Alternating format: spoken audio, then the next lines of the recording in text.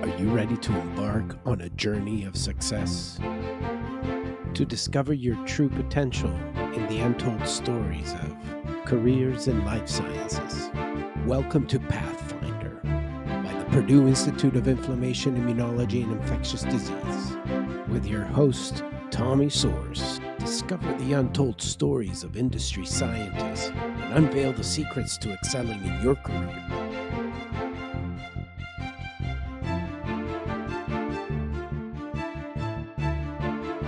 Thank you for joining us once again, and remember to hit the like button and subscribe to our channel. Welcome, everybody. My name is Tommy Soares. I'm the Director of Scientific Strategy and Relations for the Purdue Institute of Inflammation, Immunology and Infectious Disease. And today on PATHFINDER, I have the pleasure of welcoming Dr. Chanelle Borden, who received her PhD in molecular medicine from George Washington University in partnership with the National Institutes of Health in 2012 and completed her postdoctoral training at the National Center of Institute in 2016. Her passion for science, education, and outreach led her to join the Center for Cancer Training as an administrative postdoc, where she became a scientific program specialist in 2018. During her time, she worked to recruit and retain postdocs in the biomedical workforce. Currently, Dr. Borden is the Associate Director of Training Programs, where she supports postdocs and graduate students, leads science outreach and student recruitment efforts, and works diligently to improve the training experience at NCI. Thank you so much, Dr. Borden, for being on our program today. It's such a pleasure having you on the show. And I got to tell you, you're our first NIH scientist on the program. So yes, we get to celebrate. I am proud of myself for being able to reach out and be able to make the connection with you. Thank you again for taking time to tell us a little bit about your career and tell us a little bit about how you got to be in the NIH and working in the NIH. So, okay. I'll let you take the spotlight here, and you can take us as far back as you want to. Sure. So, I would say my curiosity has always been sparked as a child. So I've actually always had a love for science. Traditionally, I thought I was going to be a medical doctor. I think just about everyone else growing up in the 80s and early 90s, it's just like doctor or lawyer, where those are your options, right? So I did. So I think I was going to be a medical doctor. I actually went to Villanova University for undergrad. Kind of close to home, but had lots of options to be able to explore. And it wasn't really until I would say probably my junior senior year, when I actually wasn't doing as well as I wanted to, admittedly.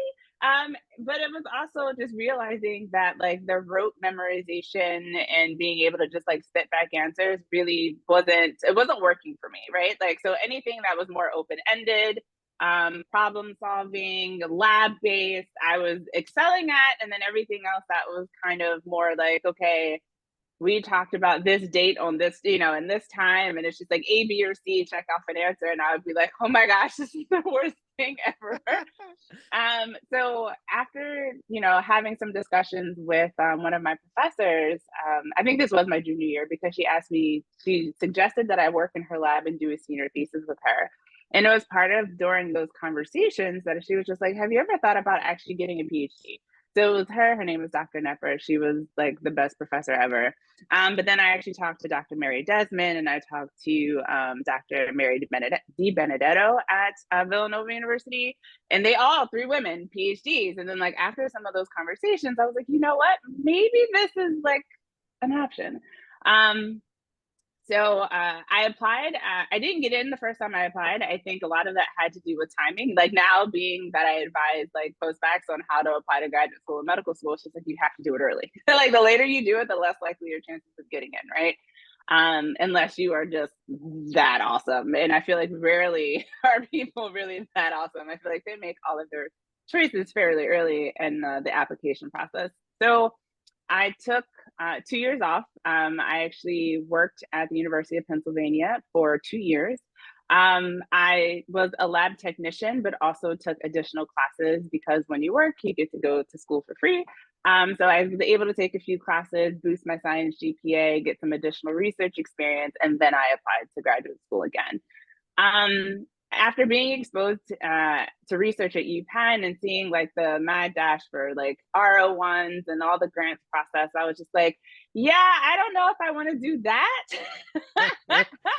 Where do they go when you don't have to do grants? Like, where is this a thing? And then, but also, like, you hear so many wonderful things about NIH and all the good work that they do. So I realized during the application process that they had the graduate partnerships program. And it gives you an opportunity to conduct your research full-time at the NIH while getting a degree from one of the partnered universities. Because NIH is not a degree granting institution, so they partner with other institutions for the degree, but you do all your dissertation work at the NIH. So I was like, oh, if I can get in, awesome. Like I have my foot in the door, and I'll be able to experience that, that world-class research, during graduate school and not have to wait until later. So that's what I did. So the one thing about that is and they've actually reduced the number of partnerships over the course of the years. But the one thing about applying to that is like you have to apply twice. So you have to get into both the NIH and at whatever university that you apply to. So I applied to the George Washington University partnership. So it's like you have to double interview. So it's like you come to DC, you interview, like I think we interviewed at the school first, and then you have to interview at NIH, and both have to say yes. So it's like it's actually a very harrowing experience. Wow. But it's kind of intense. But it was one of the best decisions I've ever made because that's kind of what got me here. That is such a no, but that's awesome because first of all, there's so much that I want to ask you about that whole experience. And there is so much that I think you said that I caught and I wrote down a little bit as you were talking, because I think there's so many fascinating pieces of it that I think we can really talk about. So Sure. One piece, I also hated memorizing and like what date and why did that matter? And I don't know if maybe it wasn't taught the way that it should be taught to create excitement about asking the question, well, when did that happen? Because you're like, okay, oh, well, in 1785, and you're like, what? Like, so what? When you're that young, time and history and human evolution and Right. citizenry and science, technology, advancement, like we take it all for granted. Pass me the iPad so that I can chat to my friends is what my kids are saying, So I mean, but even back then, it was just like, okay, these are the four parts of a cell. Which part produces energy? And you're just like, okay, all right. But right? it's like, but that's how it's kind of taught to you. It's like they Yeah. dump all this information and ask you very limited questions about it. And to your point, it's not exciting at all. Yeah. It's made as a task for memorization, as you said, more than a task of come, let me pique your curiosity into Yeah. this thing. Look how cool this is. Yeah. And I was talking to another Pathfinder the other day, and she said, well, I had dyslexia, and I did everything I could to hide that deficiency or hide the inability to really be able to read and comprehend and so on.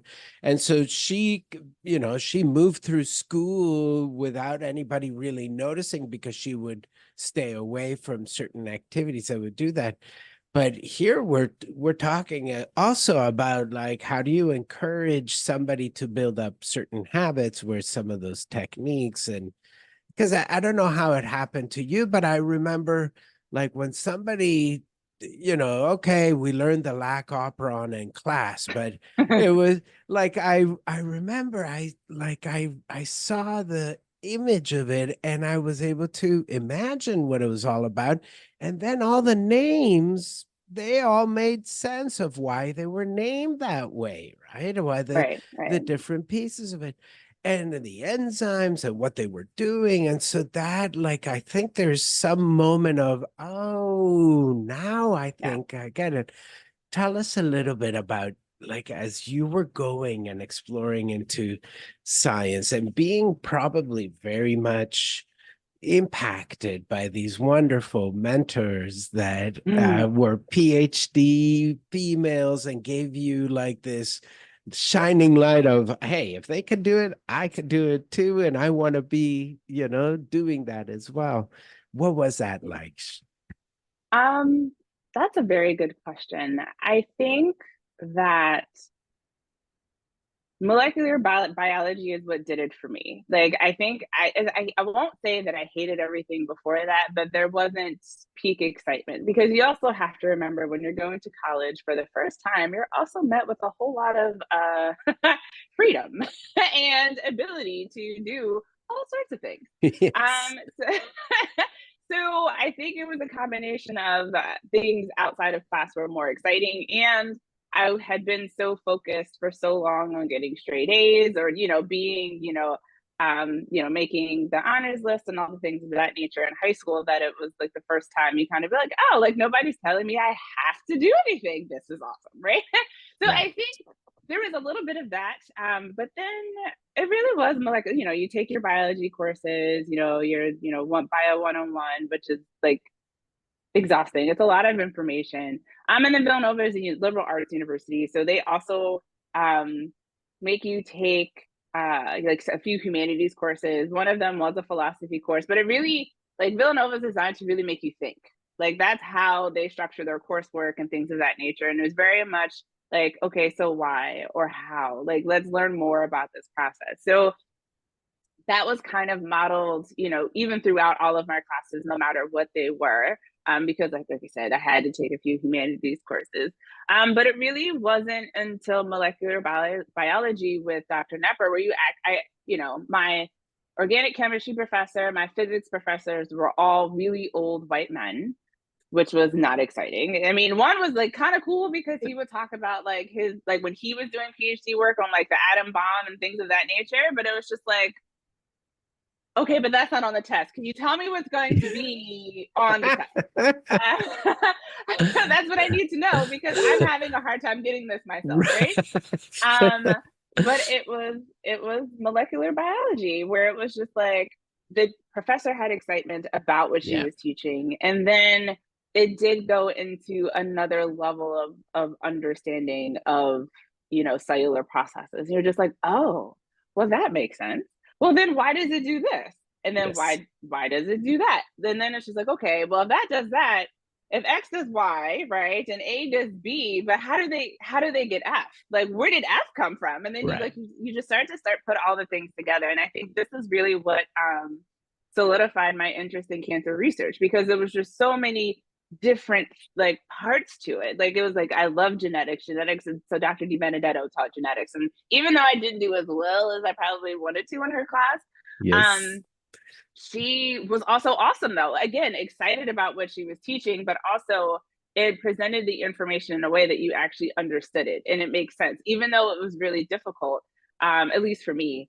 It was one of those things where I'm just like, oh, but then, okay, so this ties to this other part over here, but then also to the work that I'm doing. And then I think that was just like, it was just like a slow progression of all the things kind of coming together.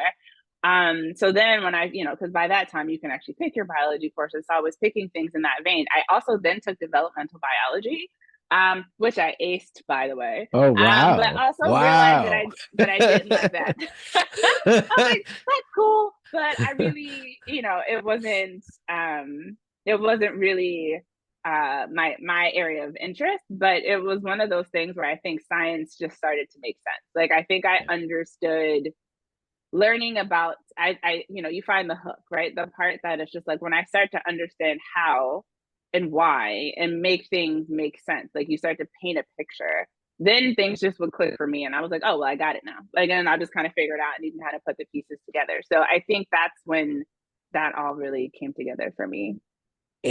So it seemed to me also, as you were saying, that the challenge and overcoming the challenge and getting that A in that class and get Yes. like you seem to be ambitious right from the get-go, wanting to conquer the challenge Hmm. that you were facing.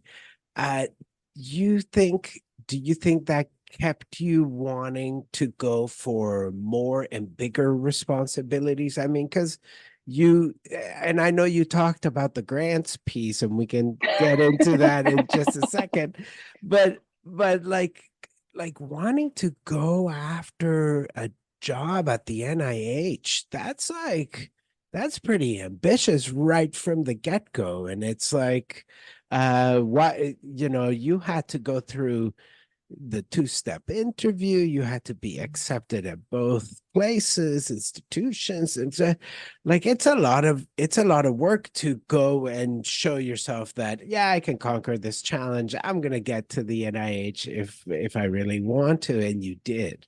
Yeah. So tell us a little bit about that. Like it seems like you gravitate to those challenges. A little bit. I think part is personality. Like thank you, mom and dad. I think that's part of it. I think there is a very comment on the size of the piece, but there is a piece of me that is like a challenge, and I like to rise to challenges. I was told multiple times during the course of the whole process that I wasn't going to make it. I wasn't smart enough. I wouldn't be able to do this or that. And I think by after a while, I'm just like, well, that's what you say. All right, I'm a I'm a raise you 10, Yeah. and not only will I do it, but I'm going to do it in this very specific way, right? So I think so there is a part of me that does thrive off of that, and I think it's that same piece where it's just like, oh, I have an exam in 2 weeks, I'm going to wait for the last 48 hours and like you get everything in that last time, right? There's a part, there's a part of that. I think another piece of that is also I also had a lot of support, and there were people that were telling me, "Oh no, Chanelle, like you can do this. Like I see, I see your ability. I see your passion. I see, you can do this." And like, and even though there are people telling that you can't, or you don't see anyone that looks like you doing these things, I think you can do it. And my support system at the time, which was, made of not only some family members, but like the postdocs I was working with at UPenn, and even some of my friends who also had wanted to go to medical school, and they're like getting ready, we're going through parallel processes, but knowing that the passion and the love that we have for what we do, what we want to do, was strong enough, and it was able to, it was just enough to be like, no, you want to do this, then do it. I honestly, at the time, I didn't think of NIH as maybe as a challenge, or being it's like a really big thing. It was just like, okay, I want to go to grad school, this is how I want to go to grad school, so let's go. Like it wasn't like, oh my gosh, NIH. I never thought of it like that. I was like, so I think there's also maybe a part of being naive Yeah. or not Good. thinking about the sheer size of of the goal. It's just, I have a goal, Yeah. let's meet that goal. Like I'm not going to get distracted by, oh, it's too big for you. Nothing is too big. You just, it's like, Yes. how do you eat an elephant? One bite at a time. So let's go. Like, um, I love that. That's I so think, great. And I love that attitude too. And so much, there's so much energy that comes from having that attitude. Um, it, it's almost like you don't need anybody else to motivate you. You know what motivates you and you go after it. But you did say something that I think, I don't know why, but so many of us get touched by naysayers in our lives that say you're not smart enough to be in that lab, or you're not good enough to be there. And like, I don't know why people have that kind of attitude, but it happens frequently, and it happens to be a positive motivator rather than a deterrent. It makes you feel terrible. It It makes does. you feel like, my It does. gosh, like, and at the time when you hear it, it's almost shocking. And you Yeah. feel like, oh, somebody just stabbed you, like you're not good enough. And it's awful. Right. But I, so many times do I see, and we had these conversations, that those are pivotal moments in our life where we turn around, we'll say, I will show you. Hmm. That's your opinion of me, but I have a different opinion, and I know what I'm made out of, and I will show you Hmm. different, if Hmm. anything. And that Right. that leads to success. So there's pain that has to come before we push ourselves to that success, or to drive that Hmm. towards success. Anything to say about that? I mean, you deal probably with a lot of students, a lot of I do. postdocs, and is that something that we see over and over again, and we should stop doing if we can? Stop doing. So Well, it's stop hard. being negative, right? Well, To yes, I do. I do. So this is there's a couple things here. One, I think the culture of science drastically needs to change, right? I think so many of us in more senior positions were treated that way and feel like you then need to give it to other people. And the fact of the matter is one, it's not right. Like two wrongs don't make a right, number one. But number two, we live in different times, right? So it's when we weren't faced with constant wars, certain pandemics, depressions, like financial crises and the health crises. It's like I feel like in recent years, it's one thing after another. So then when you pile or add a gut punch to someone that says you're not capable on top of all the other things that they're currently facing, it it hits you different nowadays than it does or has in the past. And I feel like not a lot of people are mindful of that. Number one. Number two, we also have this social media piece, right? Where it's just like they're now, like before it was like the magazines and then maybe kind of like TV, but you weren't really exposed. Like it was really just the people that you faced every day Mm. that you might feel like you needed to compare yourself to. But now, like with social media, like you have access, one, to so much information, but then there are so many people telling you how you should be or what you should do and how you should do it.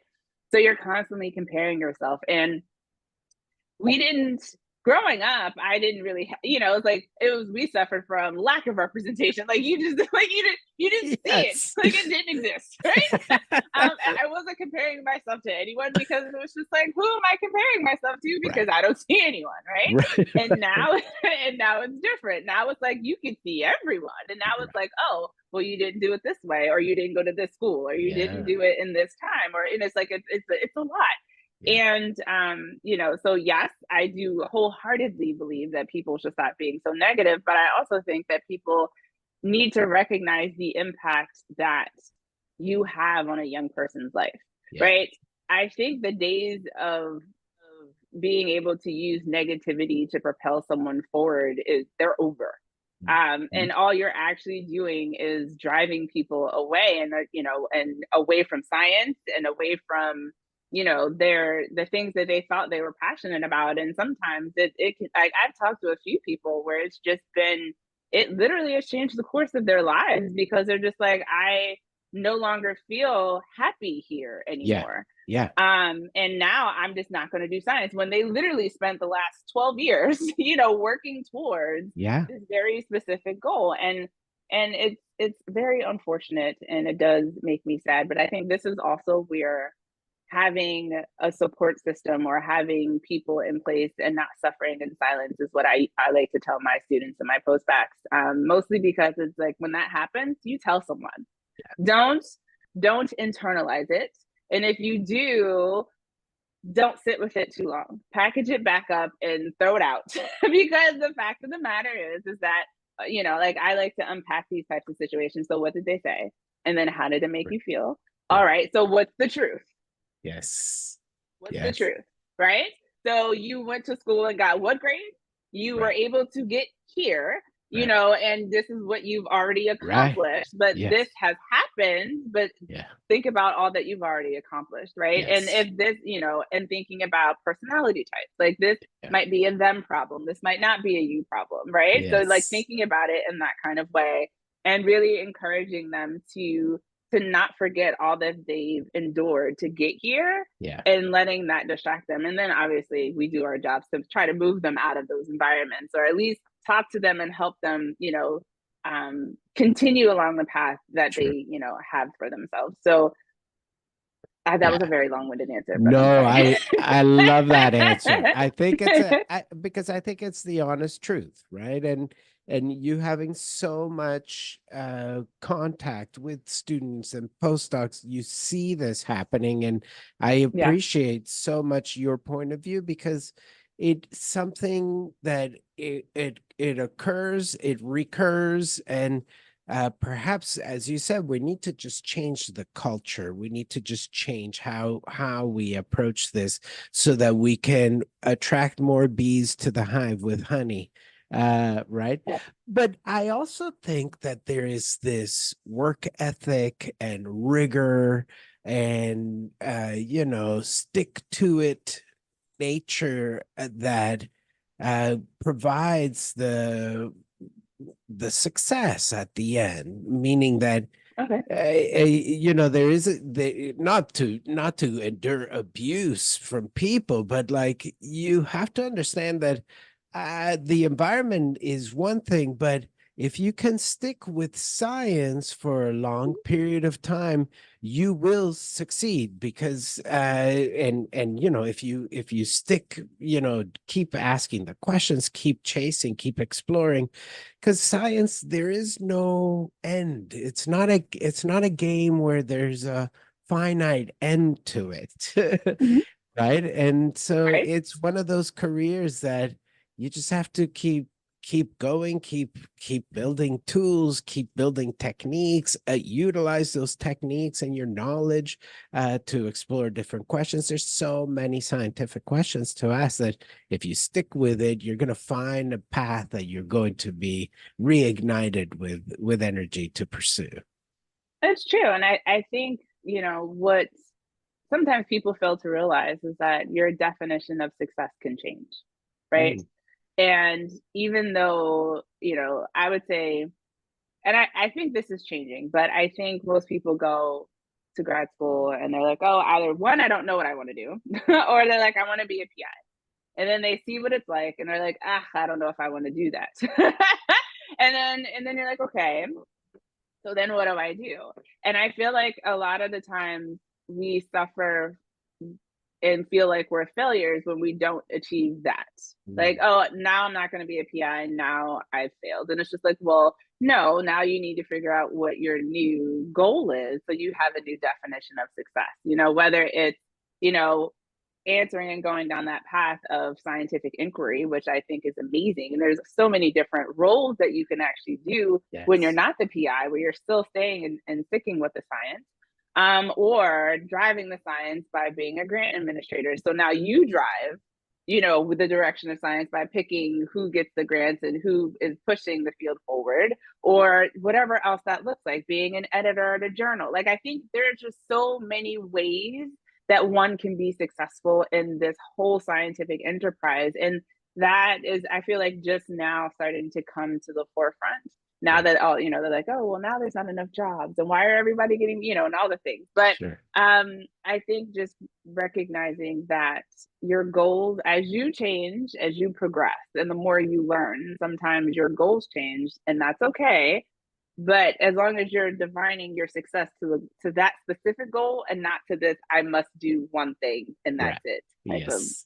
thing. And totally, there is no success. There is meaning there is no failure at not Right. success. I mean, success is so frivolous a thing, Frivolous. right? It's not Yeah. there. It's like, what is success? Who's a successful person? And Right. I tend to think more than, instead of, oh, failure because I didn't get there, is more, I learned, and Right. now I get to add what I learned to my next journey, my next goal, as you said. I think 100%. so, like that. I hope that people listen to that, because that's a very healthy way to move forward and continue to progress. I wanted to ask you, though, first, I would love to hear a little bit about this the double type of interviews that you had, and George Washington, NIH, and like, but I wanted to ask you before that, was it anything about cancer that intrigued you, or was it just the molecular biology, and to be able to do projects that were related to molecular biology? It just happened to be that cancer was the topic. So I really did fall in love with genetics, and cancer was one of the most complex genetic diseases that at the time that I was working or learning about. So cancer is wildly fascinating, and I just find that, and now, like, stepping, now that I can, I'm not going to talk about how many years removed I am, but thinking about it, I think autoimmune disease might also be somewhere a similar along the lines, right? Where it's just like you find a way to treat something, and then that something comes back and says, try again. Right. Like something changed at a genetic level, and now what once was is no longer true, right? Yeah. Yeah. And I've found that, and kind of going back to my proclivity for challenges, I think I just found the whole of diseases, because that's what cancer is. So right, so like most people are like, oh, it's just one thing. It is not one thing. It is literally almost hundreds and hundreds of different things. Yes. And no two people are identical when it comes to their particular cancers, and sometimes not even two tumors in the same body are identical. And I think I found that fascinating, and I just wanted to learn more and wanted to learn how and why and all of the things. So that was kind of what attracted me to cancer, initially, anyway. It's such a, and I mean, it's such a, we're at such infancy stages, Yeah. still, of understanding, and it is such a incredible, as you said, it's a complex set of diseases that Hmm. we're trying to detangle and understand. You must have loved the whole, I don't know, I was very moved. I was very compelled by immunotherapies, and Yeah. when all of Yeah. this, I was like, oh my gosh, this is really I don't know why I end up Mhm. loving molecular biology like you too. I think Yeah. it was such a incredible thing. Okay, I need to ask you. So you Okay. go and, like, you're like, okay, I'm gonna do these two interviews. How did you prepare? What were they all about? And you must have been nervous too, like, to do all of this and do two interviews. Was it all on one trip? Yep. Okay. All Uh, in one trip. So let's be clear, this was longer ago than I'd like to disclose, but I think I also blocked some of it out. So I remember during that time, I would say by the time I applied to graduate school the second time, mind you, I did get a number of interviews. So I over applied because I was like, oh, I'm afraid I'm not going to get in, right? Like there was still a touch of like, am I doing the right thing? So I applied to like so many different schools. And then I got, but to my surprise, I actually got like a lot of interviews because I actually applied in a timely fashion. Um, when I got this one in particular, so I'm trying to remember. I think this was still, I had been on a couple of interviews in advance. So I feel like I tried to arrange them where the schools that I really wanted to go to, I set them up later so that I would have done some interviewing, trying to learn on the fly of trying to figure out how to navigate this space. In terms of preparing, I just like had the postdocs I was working with ask me like, grill me, let's go. Like, how am I supposed to show up? What am I supposed to do? What should I look like? How should I, all the things. Right. So I think that went a lot into the preparation. And then so I don't know how it is now, admittedly. So this was back in 2008. So, or 2007, when you are going through this process. And, we spent a day and a half at at the university. So we went to GW for a day and a half. The typical style, you meet with the postdocs, you meet with the program, then you go on these course of interviews where you're meeting with the different investigators and things of that nature. And then, so you have the full day in advance and the half day, and then you leave and go to NIH. And then again, you spend a half day, kind of with the postdocs and thing. And the next day, like, it's a full day of interviewing with and then you end up, I think on both schools, you end up meeting with the program director one-on-one. So you meet with postdocs, or current grad students or postdocs. You meet with investigators, and then you meet with the program directors for both programs. So both at GW and at the NIH. Which is really just at NIH, they're investigators. So it was a lot. But I mean, I feel like at that point I was just kind of somewhat having fun, right? Where it's just like, you know what? I want to go to graduate school. I know all the work that I put into doing this, so I'm just going to talk about the good work that I've done, the work that I want to do, and why I want to do this, and just try to be as genuine as possible. I think, as as I've discussed with my husband recently, I think my genuineness is actually what grabs people most of the time, and it's something I'm really just realizing. So I'm like, why? What? Because I actually had a conversation with one of the postdocs, one that I met with during the interview. I actually work with him in another office now, like in our current roles.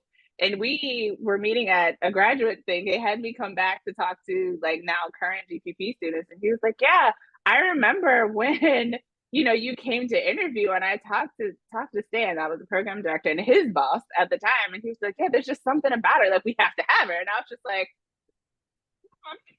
yeah. What are you talking about? I was like, really? Like that's what you got from that? He was like, yeah, there was just like something about you, like, and you were just this. And I'm like, oh. But I think it was just, I was very honest about like, I've had a hard time, but like I was able to turn it around. And this is, now I'm working really hard. This is what I'm doing now.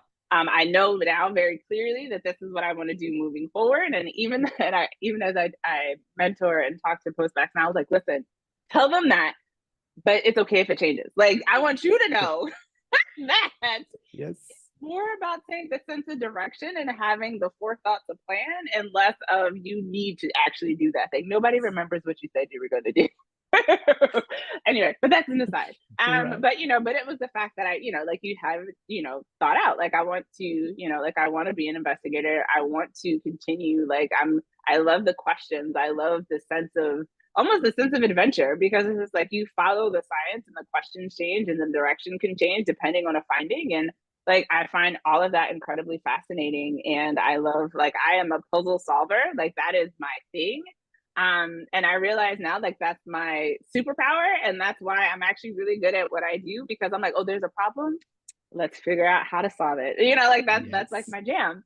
Yeah. So it's like, but when you are, I think one, I think they like that because it's like they're looking, and as I again always tell people, they're looking for how you fit in a program. So it's like how you fit well with other people that you meet. Because there's not that usually that many. So it's like you tend to spend a lot of time together. But then the other part is just like, can you stick it out? Science has an 80% fail rate. You are not going to get it right majority of the time. Right. But when you do, like, can you stick it out? And when you do, like, what do you like, how are you pushing it forward? Right. And I think I was able to do enough of that to get in. I So I am in awe and totally impressed also because you do come across as genuine. You do come across as, you're this person. I bet you that if I worked with you, you show up to yeah, work every day just just like like how this. you are today. And Just like this. just like that, it's like, oh, we want to work with Chanelle because, she's going to show up in a good mood every day. And it's always going to be, even though something might have happened to you, even though you don't let I think I can see that you wouldn't let that affect the rest of your day at work. I mean, it might impact you, but you're not going to put it on somebody else. You're not going to be a grump at work, right? No, but the thing, so I would say this. I would say it's more of a, I am the same regardless, right? So it is a what you see, what you get. If I am upset, I'm upset. You know Yes. why I'm upset. However, to your point, it won't impact my ability to get things done, right? So it's I actually was talking to someone yesterday, and they're just like, "Yeah, you were in a meeting and you had a face." And I was like, yeah, so that is so I have a weakness. My weakness is my face. I am not always my face betrays me a lot. And we're working on that. So it's one of those things. And she was like, yeah, something was off. And I was like, well, I was annoyed. Right. I was very much annoyed. And I kind of told the reasons why. And she's like, oh, okay, well, okay, I understand that. But but again, sat through the meeting, which is like, okay, I understand this is X, Y, and Z. We're gonna do X, and now it's the end of the day. But what you see is what you get. Yeah. There isn't any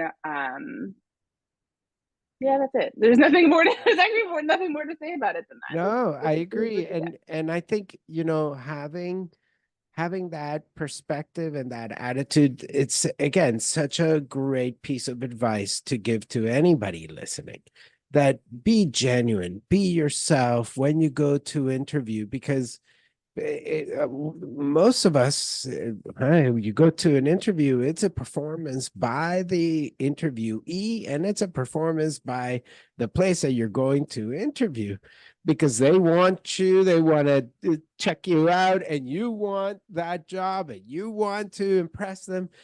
But being yourself and allowing yourself to be, how you are at home. People want to be working with genuine people as well, right? It's a polished version of yourself, Yes, right? So it's like sure. but what it also is that you also, for some people it could be off-putting, but for other people it's like, oh well, if you're comfortable then I can be comfortable. But then you actually have real conversations, and then you actually get a sense in an interview whether or not that's a place that you want to be, because interviews are two-way streets, right? Which is like they're trying to feel if you're going to be a good fit for them, but you also need to be feeling if you could survive there, right? So the benefit of having that bit of honesty within some of those settings, again, a polished version of you. Of you. So like make sure you are still doing your due diligence here.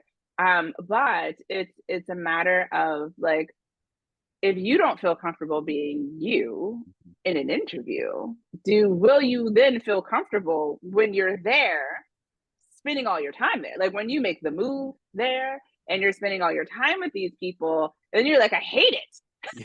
And Yeah. it's just like, well, you're representative, they give their representative. So you actually don't have a good feeling of what it's like to actually be there. Yeah. Versus when you can actually feel comfortable talking to someone about whether it's an investigator, whether it's a postdoc, the postdocs and the grad students are usually the most honest with you. So, but it's like, it's one of those things where it's just like, because I remember doing those interviews as a grad student too. And you're just like, okay, well, he or she was a great time. Like, I enjoyed spending time with them, right? But they were also very smart, like all the things. But it's always like, how did you feel when you were around them? Because it's like that, it matters. Yeah.